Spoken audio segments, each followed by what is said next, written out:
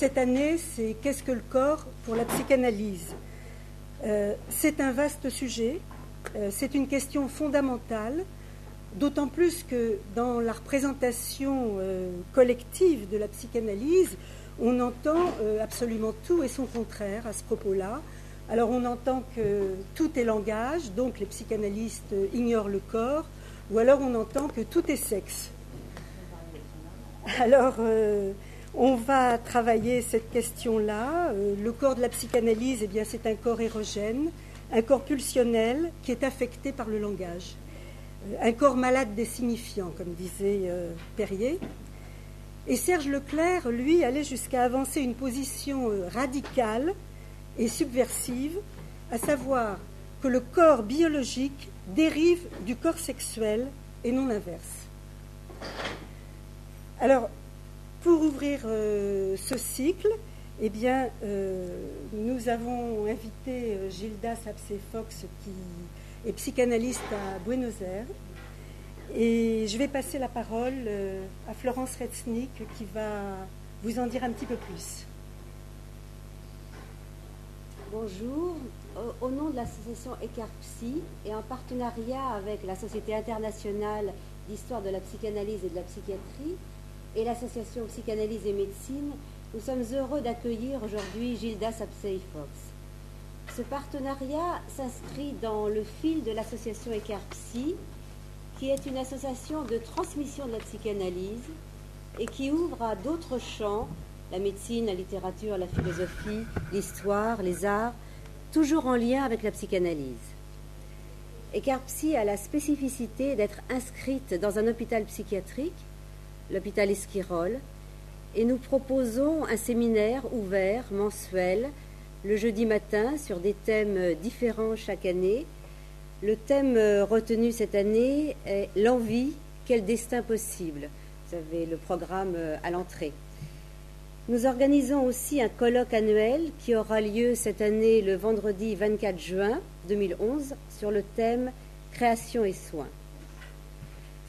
Dans le cadre du séminaire que nous organisons avec Ecarpsy, nous avons eu l'honneur d'accueillir à plusieurs reprises Gilda Sapsé-Fox, qui nous a fait part à chaque fois de sa réflexion et de sa pensée originale, de sa culture et de sa grande expérience clinique, et cela pour l'enrichissement de tous, ce qui sera encore le cas aujourd'hui, et nous la remercions.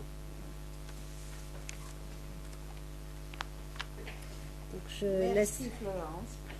Hyperlivé, la représentante de l'association d'histoire. En plus, je suis en retard. Oui, mais juste, c'est à votre tour de parler. Juste. Tu m'avais pas prévenu que je devais parler. Bon, Elisabeth s'excuse, elle a eu un empêchement. On m'a appelé tout à l'heure. Donc, c'est un peu moi qui représente la CHPP. Excusez-moi, j'ai pas de voix. C'est un peu moi qui représente la SCHPP ce soir. Je suis Henri Roudier, bonsoir. Écoute Gilda, je suis très heureux que tu sois. Gilda, je suis très heureux que tu sois là avec nous. Et j'attends avec impatience ce que tu vas nous dire. Non. Tu sais, on va lire tous les matériaux, oui, parce qu'il paraît que personne, presque personne l'a lu. Ah. Alors, après la lecture, je dirai mon commentaire. Je vais vous expliquer quelque chose pour comprendre. Le texte, c'est un prétexte. C'est un texte connu, public. Nous faisons à Buenos Aires une expérience très intéressante. On présente un matériau, peut-être un de ces cas, c'est un matériau connu, autre cas, c'est Joyce McDougall, enfin, on choisit. Il y a quelqu'un qui discute selon ses idées, selon sa position. Ça déroule toute l'année, de l'année dernière et cette année. J'ai choisi ce matériel qu'on va lire parce qu'il me permet de vous dire ma pensée, surtout par rapport au narcissisme primaire. C'est ça l'idée. Alors, mon commentaire, c'est pas très long, mais si vous écoutez bien les matériels, vous pouvez comprendre d'où je qu'est-ce que je peux vous dire de comment je peux comprendre cette matériel? Vous m'avez compris? Bon, alors, c'est un cas qui est paru en 1987 dans une revue internationale à Buenos Aires, et la personne qui parle de ce cas est un analyste qui s'appelle Enrique Torres, mais c'est déjà un cas ancien parce que c'est un cas de 1987. Et donc l'analyste a aussi évolué, voilà. Il a changé. Alors, ça s'appelle « À partir de l'analyse d'une perversion ». Les observations suivantes proviennent des premiers mois de travail psychanalytique d'un patient homosexuel.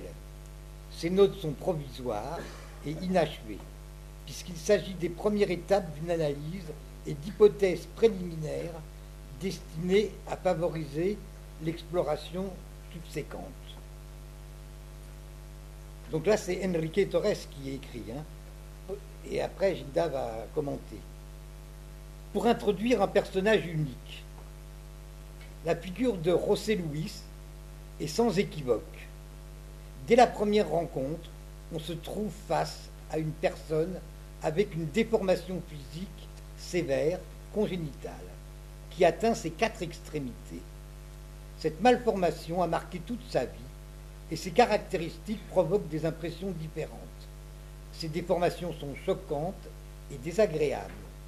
Cependant, l'ensemble de José Luis a un caractère unique qui produit une certaine distinction personnelle due à une combinaison de sérénité, d'autosuffisance et de dignité malgré l'énorme difficulté à marcher, à la déformation de ses mains qui n'ont pas la possibilité de saisir un objet et l'aspect atrophié de ses 4 extrémités.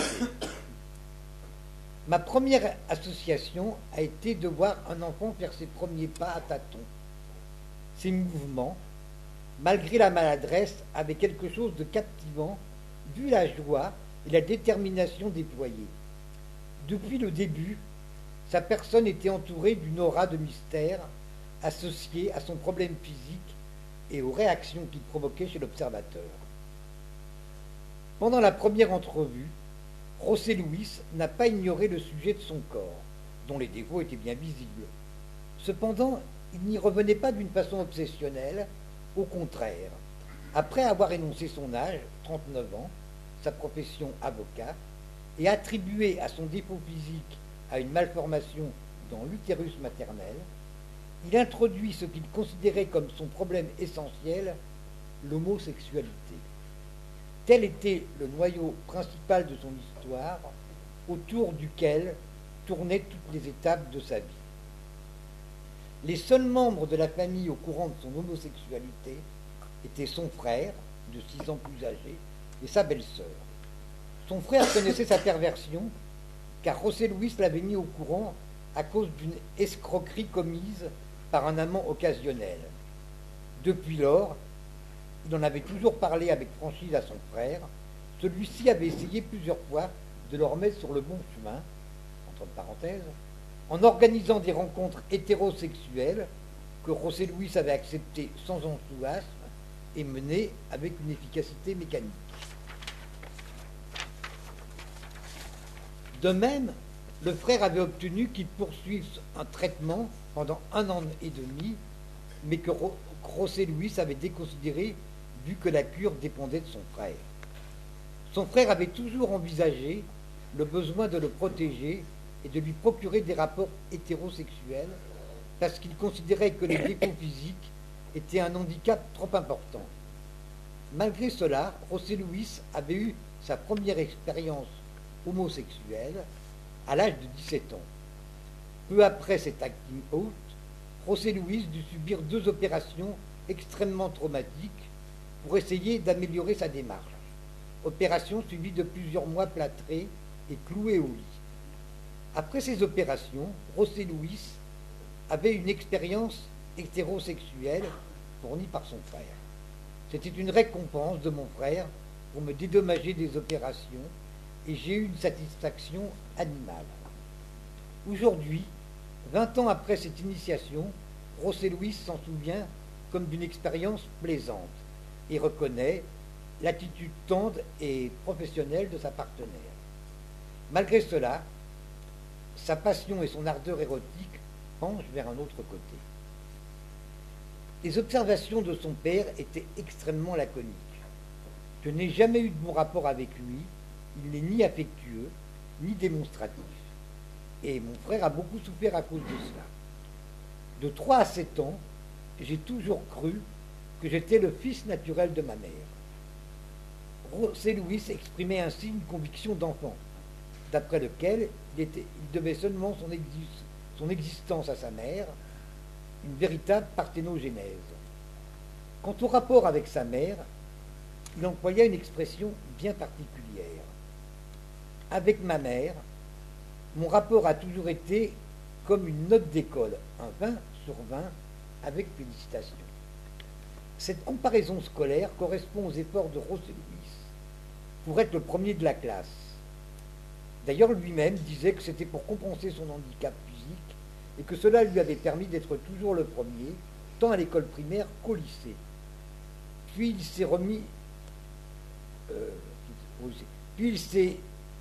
s'est à nouveau plaint de son père qui n'avait jamais assisté aux cérémonies de remise de ses diplômes et même à l'hôpital lors de ses opérations. Par contre, oui, sa mère et son frère. La mère, une femme très spéciale, sans éducation, mais très intelligente et intuitive, était morte il y a 11 ans d'un cancer au sein. Pour José Luis, ce fut un moment très difficile et très triste qui l'obligea à suspendre ses études, à ne pas travailler pendant 1 an. Quand il reçut son diplôme, il déposa une copie dans le cercueil de sa mère. Le père s'était remarié 4 ans après avec l'accord sincère de ses fils. Depuis lors, José Luis vivait tout seul. Pendant son adolescence, il avait noué un rapport d'amitié et de camaraderie avec 2 compagnons, spécialement un des 2, Juan. D'après José Luis, tous les 3 ont un destin commun, l'homosexualité.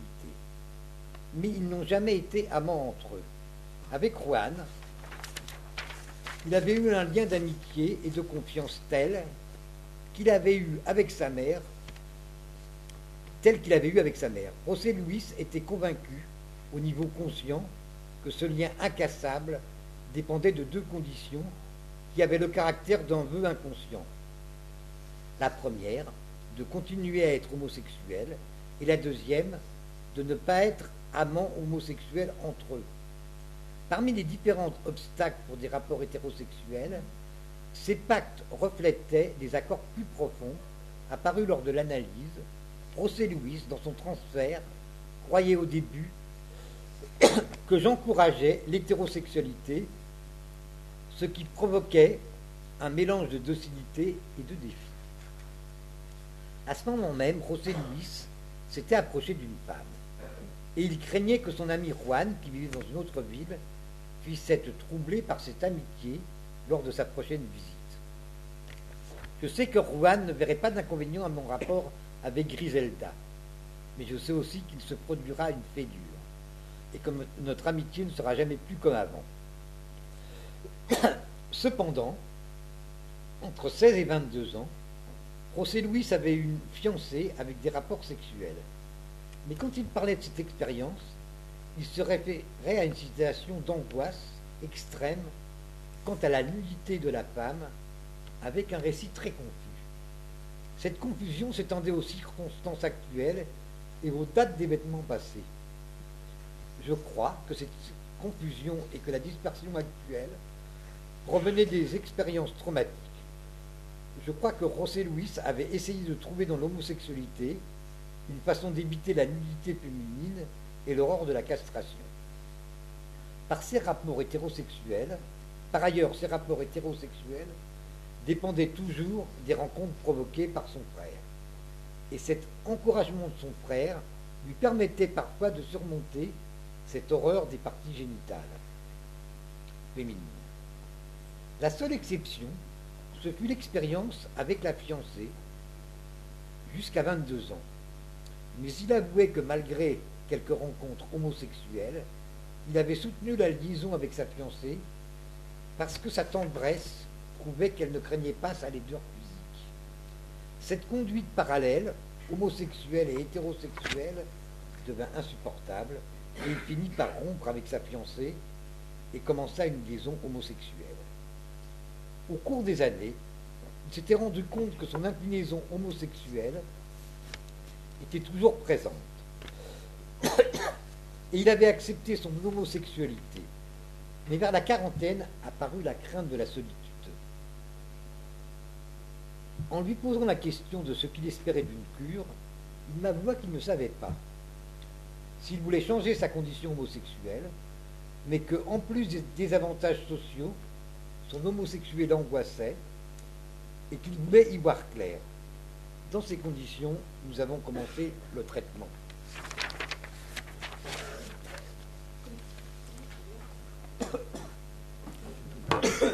Les premières séances, la dualité de son handicap. José Luis, angoissé, commence sa première séance en disant qu'il ne sait pas quoi dire et qu'il se demande si c'est correct de poursuivre avec le sujet des entrevues préliminaires. Pour lui, il était difficile de parler spontanément et il préférait que je lui pose des questions parce qu'il ne serait pas capable de commencer, dit-il.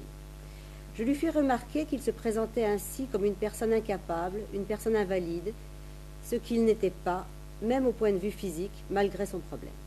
Le patient. C'est possible, je me considère comme une personne très tenace et obstinée. J'ai l'impression d'avoir obtenu beaucoup de choses au point de vue intellectuel et culturel, sans doute comme une compensation de mon handicap physique. Silence. Je ne sais pas quoi dire. S'il vous plaît, suggérez-moi un sujet. L'analyste. On dirait que vous pouvez surmonter votre déficience à partir d'un défi. Le patient. Oui, tout à fait. Je vous ai dit que j'ai toujours essayé de surmonter mes problèmes avec beaucoup d'applications à l'école au moment d'entrer à l'université. Je ne savais pas quelle carrière choisir. L'architecture m'intéressait, mais un professeur m'a affirmé que je n'avais pas les qualités manuelles pour cette profession. J'ai fait un test de vocation, résultat, architecture ou biochimie. J'ai suivi 1 an de biochimie et à la fin de l'année, je n'ai pas réussi les examens de laboratoire. Je ne me suis pas découragée, mais au bout d'un certain temps, j'ai suivi le refrain qui disait « Tu seras ce que tu dois être » ou « Tu seras avocat ». J'ai commencé mes études de droit et après beaucoup de hauts et bas, j'ai obtenu mon diplôme. Quant à ma vie émotionnelle, je ne sais pas comment vous expliquer. Je ne sais pas ce que je cherche. Je dirais que je voudrais être dirigée. Je ne sais pas l'expression exacte. Pour moi, et sincèrement, l'idéal, la réussite émotionnelle la plus importante de ma vie, ce serait qu'un homme, c'est-à-dire un véritable homme, un hétérosexuel, tombe amoureux de moi. Voilà ma réussite. L'analyste. Ce que vous me demandez, c'est d'être sûr et de ne pas commettre aucune erreur quant à ce que je désire que vous soyez. Et dans ce cas, vous entreprendrez fidèlement et docilement ce que je propose. Donc moi, en tant qu'analyste, j'étais invitée dès le début à prendre la place de l'idéal et de savoir déjà la vocation de José Luis, son destin et la voie la plus favorable pour lui. Il devait être conforme à un impératif catégorique auquel il se soumettrait avec joie pour éviter l'angoisse de l'incertitude de cette étape de sa vie provoquée par le commencement de la cure. Cette sorte d'angoisse n'avait rien de nouveau pour José Luis. Déjà, elle apparaissait lors du choix de sa carrière. 17 ans et un passé récent plein de succès et de réussites académiques s'écroulaient tout d'un coup. Il ne se reconnaissait plus. Le récit de sa carrière professionnelle révélait la confusion sur le choix d'objets sexuels, sujet qui apparut à la fin de la séance. On pouvait en déduire que l'histoire de sa première année, perdue à l'université, et les erreurs des personnes qui devaient l'orienter étaient l'expression d'un désordre plus profond quant à son identité sexuelle.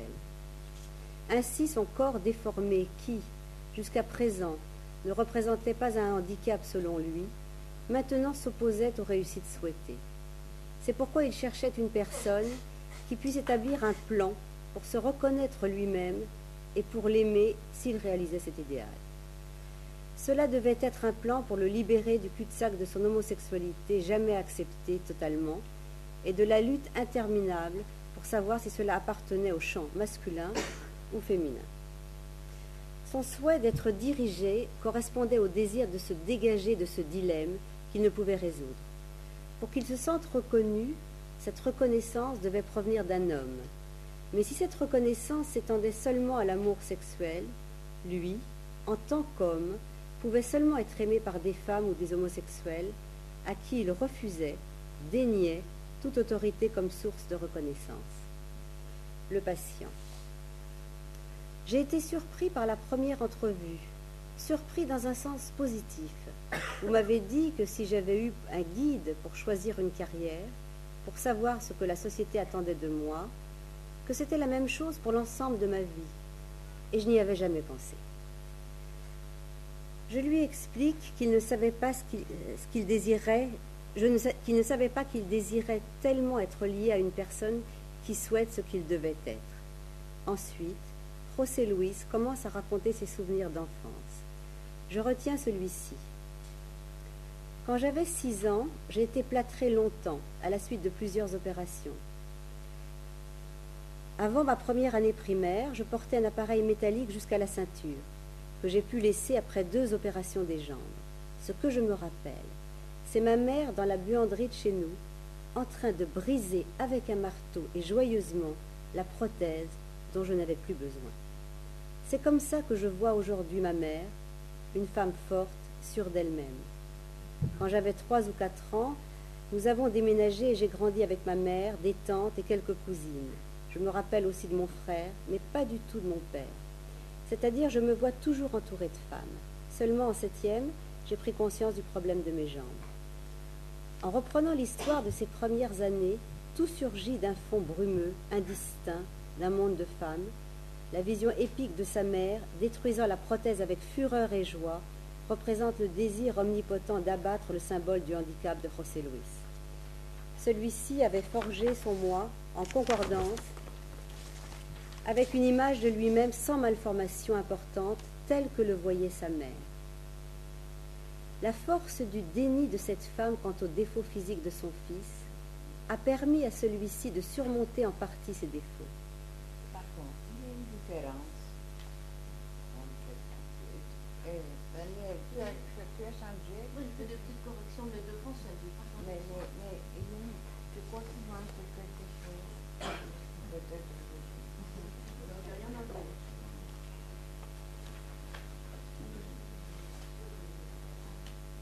En reprenant l'histoire de ces premières années, tout surgit d'un fond brumeux et un trait omnipotent d'abattre. Elle a dit.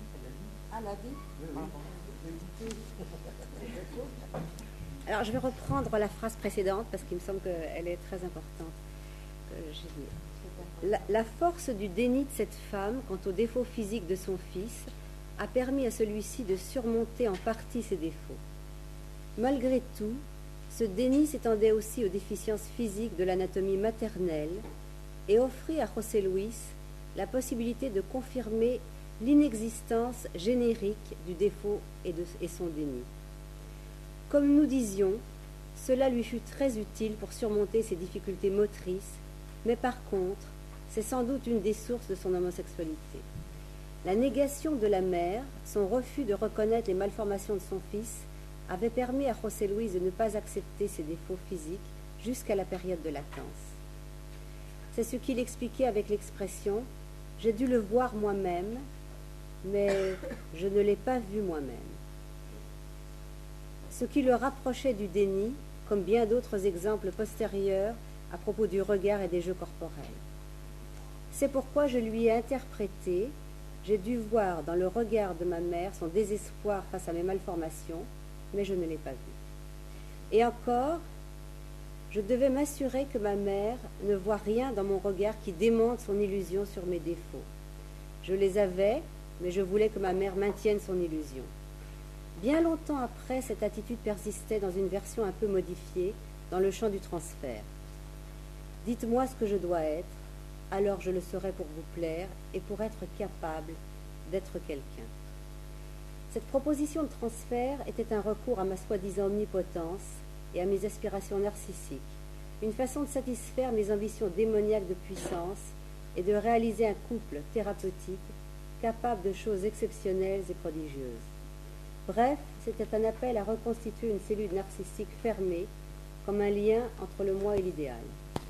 Cela correspondait au sujet héroïque, capable de soutirer la force et la faiblesse et de l'adversité en transformant la force et la faiblesse et de l'adversité en transformant la force et la faiblesse de l'adversité en transformant son impuissance en adresse et sa laideur en beauté. Telle était la dualité de son handicap et le fondement de la fusion avec la mort. Je pouvais accepter cette fonction ou l'interpréter, bien qu'en sachant que je devais maintenir une partie de cette fonction pour permettre le progrès de l'analyse. Par exemple, José Luis, peu après le début de la cure, cherchait à concrétiser ses possibilités hétérosexuelles en supposant que c'était mon objectif, alors que son homosexualité n'avait pas encore révélé ses énigmes. Je te laisse continuer. C'est moi qui continue. Il y a une autre partie qui s'appelle l'anatomie d'impact, rupture et restauration. Voici quelques fragments de la séance suivante. Le patient. Je n'arrive pas à me rappeler ce que vous m'avez dit hier, sauf que j'étais toujours du côté de ma mère, comme si j'étais une femme.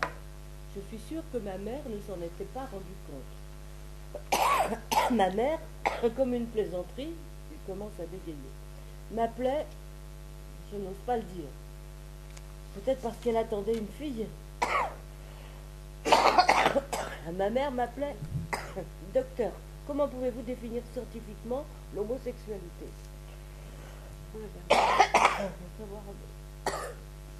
L'analyste. Je crois que vous souhaitez de ne pas voir ce qui s'est passé avec votre mère, parce que vous avez honte, donc il doit s'agir de quelque chose de très important. Le patient. Qu'est-ce que ça veut dire d'être homosexuel? Ma mère m'appelait mon petit con, dans le sens de vagin. Hier soir, je me suis rappelé que j'aimais me déguiser en cachette avec une robe ou un copolis. Une fois, je croyais être tout seul chez moi et je me suis déguisée devant la glace avec un peignoir de ma mère. J'avais peut-être 10 ou 12 ans et mon frère est entré dans la chambre. Il ne s'est pas fâché. Il m'a dit que je voulais m'exciter en voyant l'image d'une femme.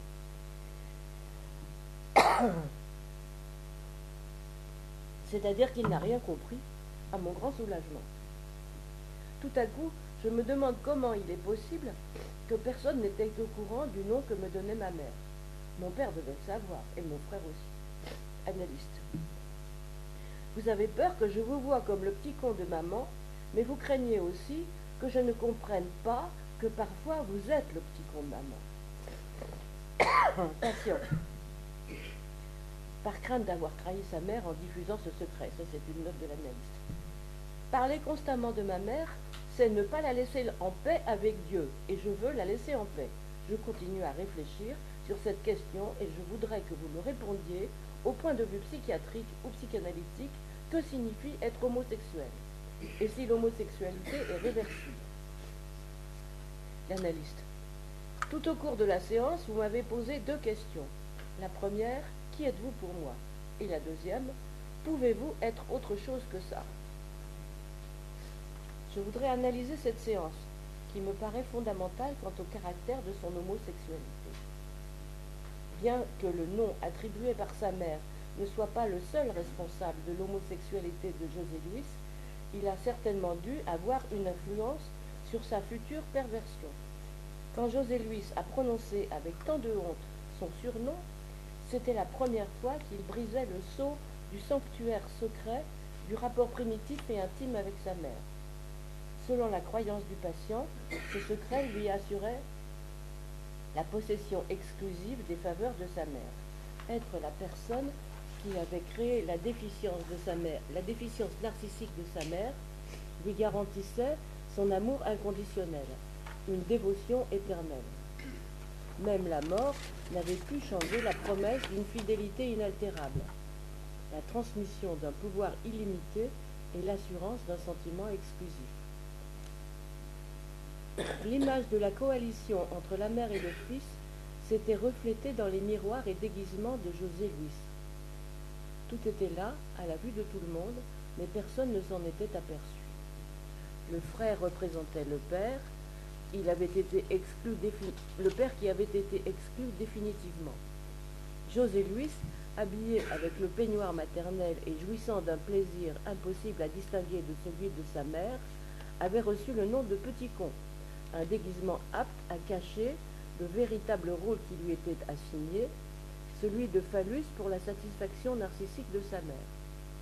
En dehors de cette fonction, José Luis entrevoyait un abîme terrifiant dont j'apercevais l'écho lors de l'agitation provoquée par la violation du pacte et de m'avoir fait complice de ce secret. Il me montrait cet abîme avec la répétition monotone et obsédante de la question « Qu'est-ce que ça veut dire d'être homosexuel ?» et de l'autre question « Est-ce que c'est réversible ?» Après tout, comme je l'ai interprété à la fin de la séance, les questions obsédantes étaient « Qui suis-je si je suis le petit con de maman, un homme ou une femme ?» et aussi « Qui suis-je si je ne suis pas cela ?» Le pacte établi des deux côtés pour éviter de reconnaître la castration était nourri par les promesses d'amour sans établir aucune barrière face à l'inceste et à la légalité oedipienne. L'amputation de la possible et future masculinité de José Luis était assurée à travers la paradoxale réclamation de non-amputation, de non-castration. Le pacte fondé sur cette éternelle intégrité devait soutenir son aspect vulnérable. Le risque que cette intégrité soit menacée par la perception de la réalité de la différence entre les sexes. C'était le risque de vulnérabilité. Tous les moyens étaient employés pour le renouvellement de ce pacte à travers la recherche répétée, obsédante, d'amants homosexuels, d'abord occasionnels et inconnus, puis payés et engagés pour produire le miracle de restaurer, par un coup d'imagination, ses extrémités déformées et le phallus absent de sa mère. Dans chaque rencontre homosexuelle, il se transforme en sa mère, à qu'il complète avec son pénis. C'est l'image répétée de José Luis en peignoir maternel, produisant la fusion de deux corps intacts et en même temps incestueux. À partir du moment de la révélation de cette alliance secrète et perverse, l'angoisse augmente à chaque séance, et aussi une formation déliroïde sous aspect religieux conventionnel. Je sens que je trouble ma mère qui est maintenant avec Dieu. Il s'absente une séance et revient à la séance suivante et raconte qu'il a ramené chez lui un homosexuel avec qui il a dormi toute la nuit. Le lendemain matin, l'employé de maison découvre les deux hommes au lit et prévient le frère. Grand scandale. Le frère et la belle-sœur le menacent de l'exclure de la famille, de ne plus voir ses neveux, etc. José Luis demande pardon, explique qu'il a commencé un traitement psychanalytique et demande à son frère une entrevue avec l'analyste. Elle demande à son frère de rencontrer l'analyste. Mise au courant, l'analyste refuse et considère que le frère n'a rien à voir avec son analyse et que celle-ci doit se poursuivre seulement entre nous deux. José Luis se sent soulagé et nous commençons l'analyse de son acting out. La première chose attirant l'attention, c'est le singulier rapport entre José Luis d'un côté et de l'autre son frère et sa belle-sœur. Un rapport enfantin et d'absolue dépendance de José Luis et une supervision quasi policière de sa vie privée. José Luis ajoute des détails surprenants. À part son auto, sa voiture, la propriété était au nom du frère. Les raisons légales et commerciales présentées étaient inconsistantes et José Luis expliquait cette soumission en affirmant que sa position d'homosexuel le rendait moralement dévalorisé et inférieur, ce qui l'obligeait à obéir à son frère et à sa famille, en échange d'une certaine indulgence et d'un accompagnement affectif. Donc, sous le couvert d'une tutelle paternelle, il s'agissait d'un rapport sadomasochiste dont les rôles pouvaient changer, car José Luis, derrière l'apparence de soumission, exerçait subtilement un pouvoir dominant, omnipotent. L'acting out devait avoir plusieurs motifs. Entre autres, l'agitation provoquée par la fissure du secret hermétique quand José Luis me révéla le nom Petit Con et l'interprétation de son acting homosexuel. José Luis nia mon interprétation et ajouta « Ce n'est pas ça du tout, surtout je vous rappelle que le 1er mai c'est l'anniversaire de la mort de ma mère. » J'ai complété alors mon interprétation en signalant que la cérémonie homosexuelle habituelle était cette fois dédiée à sa mère, avec un deuxième acte dédié à son frère et un troisième acte dédié à l'analyste. Le contenu manifeste de cette mise en scène montre José Luis jouant le rôle de dégénéré méprisable, le pécheur, la personne qui profane la mémoire de sa mère et qui reçoit le châtiment de la personne représentant la morale et la respectabilité. De nouveau apparaît le masochisme. Le frère honorable ne sait pas qu'il a été choisi par José Luis pour jouer le rôle humiliant du moralisateur. Par ailleurs, de l'autre côté de la structure, l'outrage subi par José Luis fait partie de la mise en scène où l'enfant coupable et masochiste ne fait que souligner la réalité d'un frère-père qui prononce des sermons dans le désert et ne sait pas que cette mise en scène a pour but de cacher le véritable maître de cérémonie, le prêtre d'une liturgie nécessaire pour obtenir la possession de la mère, et de cette coalition narcissique qui dénie la différence des sexes et même la mort. Le prêtre de cette coalition narcissique qui dénie la différence des sexes et même la mort. Car pour José Luis, la mère vit encore, et les actes homosexuels sont les actes du petit con d'elle. Par conséquent, le but de cet acting était d'annuler les effets de la violation du secret et du sanctuaire mère-fils et aussi la fonction de l'analyste. Le patient insinuait une proposition que, si je l'avais acceptée, aurait rendu inutile mon intervention comme analyste. En cas de rencontre entre le frère et l'analyste, celui-ci aurait reçu le rôle joué constamment par le frère et formé avec celui-ci une tutelle qui aurait placé José Luis pour toujours dans le rôle de restaurateur du narcissisme de sa mère. Une des blessures de ce narcissisme était l'intolérable imperfection physique de son fils. L'organisation perverse tournait autour de ce handicap qui devait être caché d'une façon illusoire, à laquelle José Luis contribuait pour soutenir la perfection du phallus de la mère. Sous risque de perdre l'amour maternel et de sa transformation en haine devant la vision épouvantable des malformations de José Luis, un amour dévorant s'est imposé. La haine face à l'insulte narcissique de la laideur avait été pardonnée, et la blessure, qui dans le cas de cette femme aurait dû rouvrir celle de la castration, guérit, mais au prix d'une perversion. Voilà le cas. Maintenant, je passe la parole à Gilda. Est-ce que tu veux?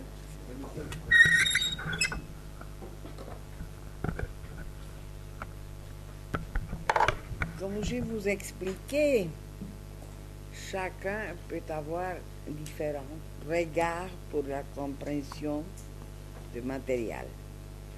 Et quand j'ai été désigné pour faire mon interprétation, j'ai fait ça. Mais on peut avoir plusieurs différentes façons de comprendre le cas. Je vais lire. Le titre de l'exposé que nous allons commenter est à partir d'un cas de perversion. Je pense qu'il faudrait plutôt dire José Luis et sa sexualité. Le matériel présenté par Enrique Torres parle d'une perversion. Quant à moi, j'ai une façon différente d'aborder les sujets de la perversion. Vous savez qu'aujourd'hui, le DSM-4 parle de paraphilie ou bien des perversions comme une manière d'adoucir la répercussion provoquée par le terme perversion. C'est ainsi qu'elle appelle aujourd'hui la psychiatrie. Impossible d'ignorer cela que c'est un repère dans l'histoire de cette pathologie. Bien auparavant, au 5e ou 4e siècle avant Jésus-Christ, on ne la considérait pas comme une pathologie, mais comme l'acceptation de différentes attitudes sexuelles. Plus tard, on modifiait ces conceptions, surtout à partir du christianisme qui condamnait la homosexualité comme un péché. La voie que je me suis tracée pour comprendre la problématique de cette orientation sexuelle passe d'abord par Freud, qui depuis 1905 jusqu'à 1927 s'est occupé de ces sujets.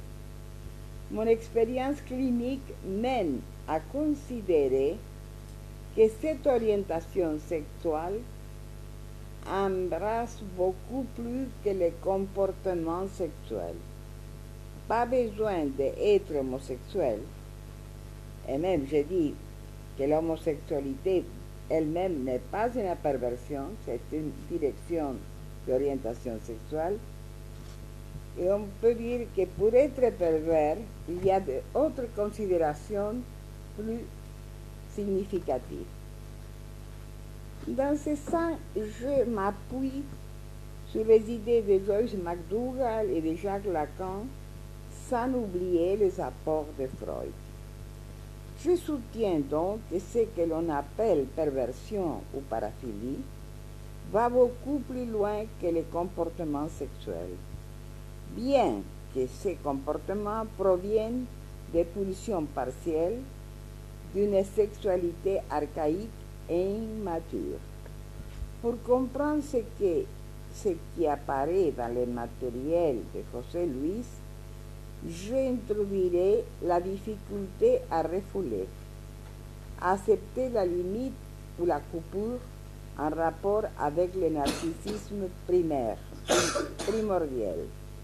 Celui-ci a besoin, pour suivre son chemin, d'une limite, d'une coupure, permettant d'organiser ses pulsions pour arriver à une deuxième castration lévidienne, postérieure à la que s'appelle castration symbolique. Un fait frappant, c'est une déclaration du patient au cours d'une séance qu'il a une vie très pauvre et qu'il arrive à 40 ans avec un sentiment de grande solitude qu'il voudrait bien comprendre.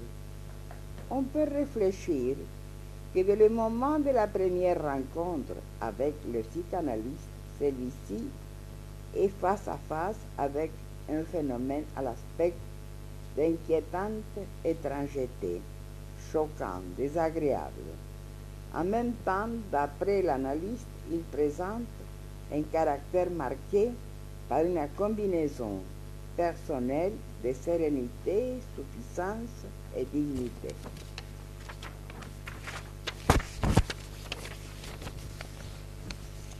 Les patients présentent une énorme difficulté provoquée par ces quatre extrémités atrophiées, à marcher et à saisir un objet avec ses mains déformes.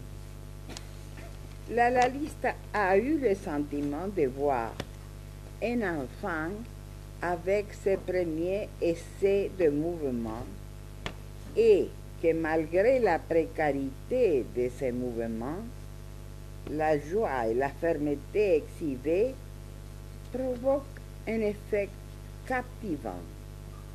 Cette marque de fermeté contraste avec sa démarche incertaine et vacillante.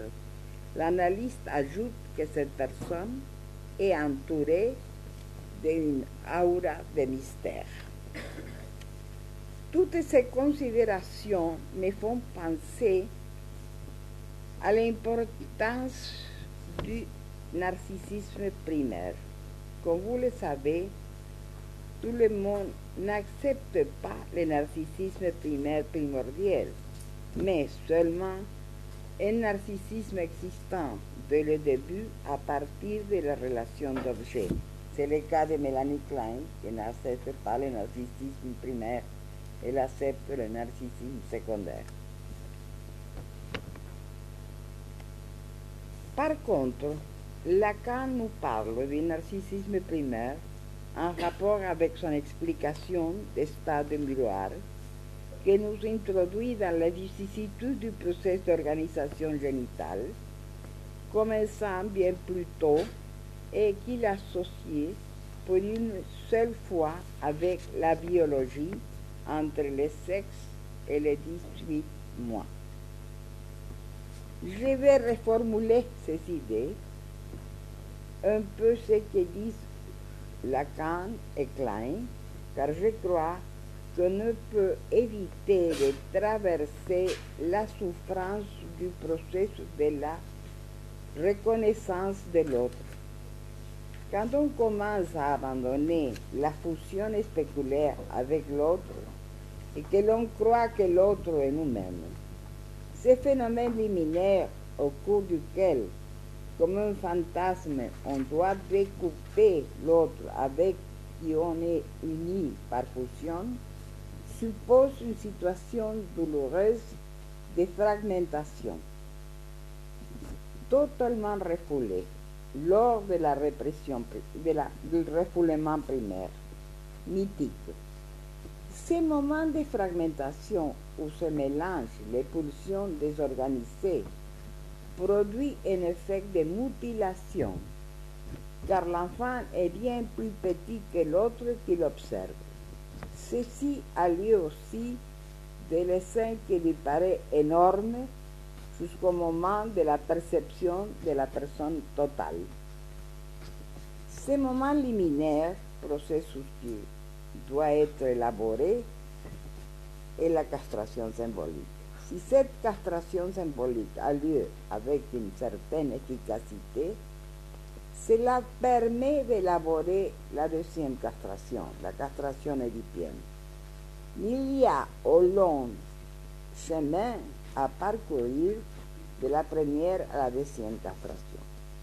Cette situation m'a rappelé quelques travaux de Serge Leclerc sur le représentant narcissique primaire, où il décrit très clairement l'enfant Dieu, l'enfant maître, His Majesty the Baby, qui, en cas de persister, est capturé dans un système fermé où lui est la mère phallus, en fusion, sont la même chose. Cette situation dramatique, douloureuse, en tant que narcissisme primaire, laisse des suites, de même que le refoulement secondaire. Du complexe édipienne laisse aussi des suites. De là provient une structure narcissique qui s'orientera vers un narcissisme thanatique ou associé.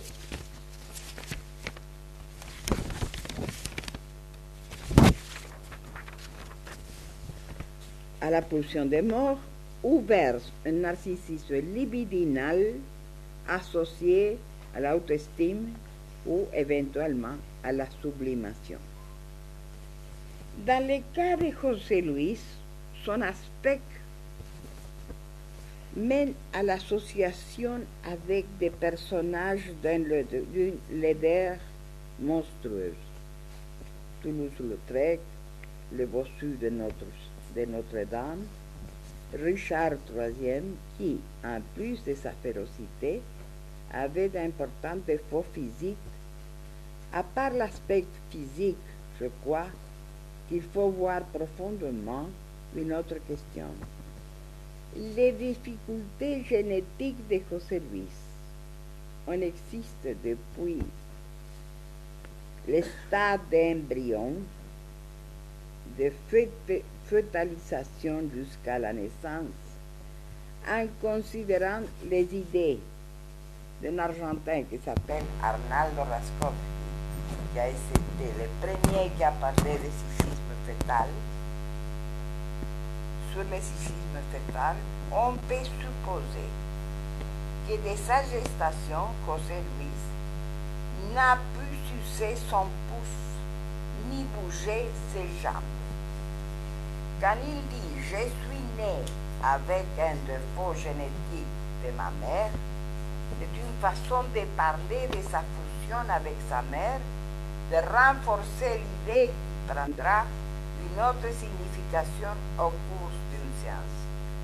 Avec beaucoup de difficultés, d'une façon honteuse, il raconte que sa mère l'appelait son petit con, dans le sang des vagins.